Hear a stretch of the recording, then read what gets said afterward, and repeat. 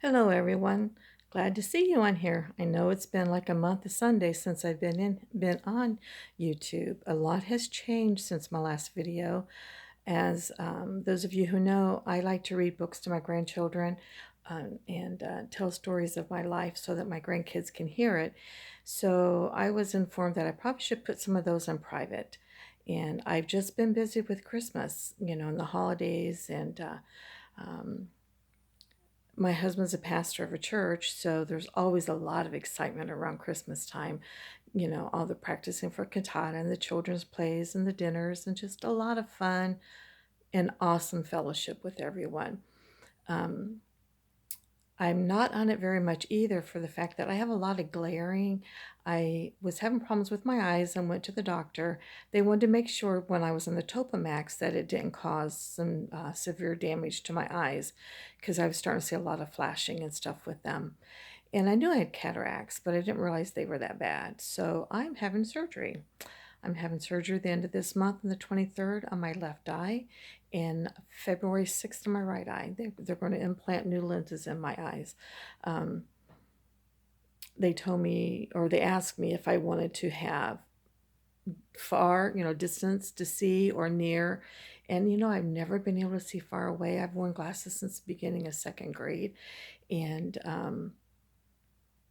I'll probably have to get reading glasses. And they said there's a chance I might not, but not to be surprised. And I said, hey, just get the cataracts out and let me see clear without glaring and like foggy. And I can't do night driving.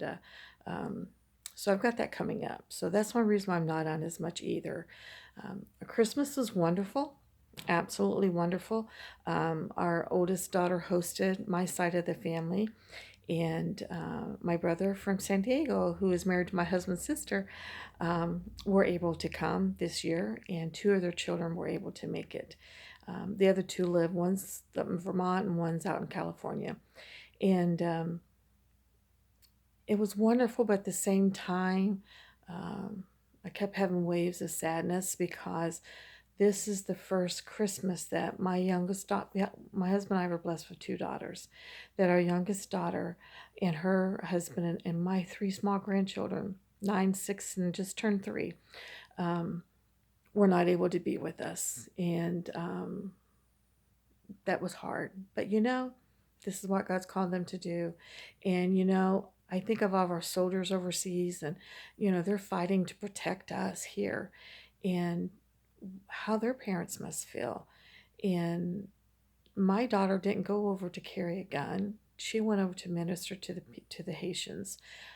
They have a beautiful area that they live in, and things are coming down there. So I have no reason to complain at all. But I did miss her. I missed her.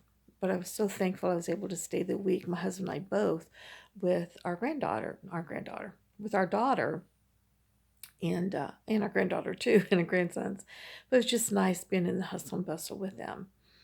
But my aunt had messaged me and said she'd miss me being on here, and her name is Irene. I won't give her last name. And I told her, oh, I'll be on soon after Christmas. I want to share a story because she likes some of my stories.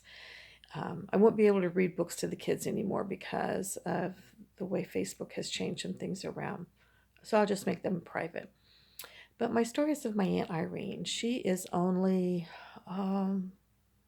6, 7 at the most years older than I am, if that much. And I grew up living beside her. She taught me to dance. She listened to Motown music, and to this day, I love Motown music.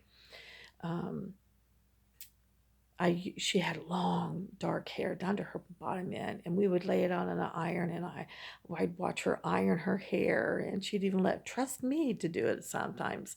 I think just now looking back in retrospect, I imagine she probably snuck and turned the off switch on it so I wouldn't fry her hair up. But I had such wonderful memories with her, and I remember one year a tornado came through and we were in my parents' basement. And mind you, it wasn't a finished basement. It was just a basement for shelter for tornadoes and such. And there were some spiders in there, and she was like freaking out. And I'm like, would you rather be, hit by a tornado or spiders? And Now, if spiders don't bother me, now if that'd been snakes, she wouldn't have got me in there. I would have rather faced a tornado, I think. Um, I remember hearing her talk about this guy, Johnny, Johnny, Johnny, Johnny, Johnny, Johnny. And I remember I was at my grandma's home, and in the living room, I can picture this just like it's happening. And the door knocks, and she's so excited she can't stand it. Here comes Johnny walking in, and I think there was another guy with him, but he had his Crestview varsity jacket on. He wrestled. And oh my gosh, he was so good looking, and still is, but he was so good looking. And I thought, no wonder my aunt is talking about this Johnny Johnny guy. And I was young, and that was the last thing in my mind, but I just seen how it made her face light up. Well, they got married, and I was back then. The dresses were more traditional. She had a long train, and I got to hold her train down to walk down the aisle. And I just felt so honored to do that. Um, she never made me feel like I was a pest or I was in her way. She always took me under her wing. And, but the story, I have so many with her. But this one I told her I had a funny story of her I want to share. My mom had us kids out there visiting one night, and my aunt Brenda had been there, and her son Shelton, which we always called him Junebug. Don't ask me why, but we did. And him and Bart decided they wanted to camp out. And I hear Mom and Irene just giggling, and I knew those two, they were up to something. They were just, I can't imagine how they were when they were at home. But excuse me. Um, Irene put her wedding gown on, her veil, and she went running through this field. Now, mind you, it was a huge field, and was squealing like one of them witches, but they're banshees or whatever they're called. Scared them boys to death. They were screaming.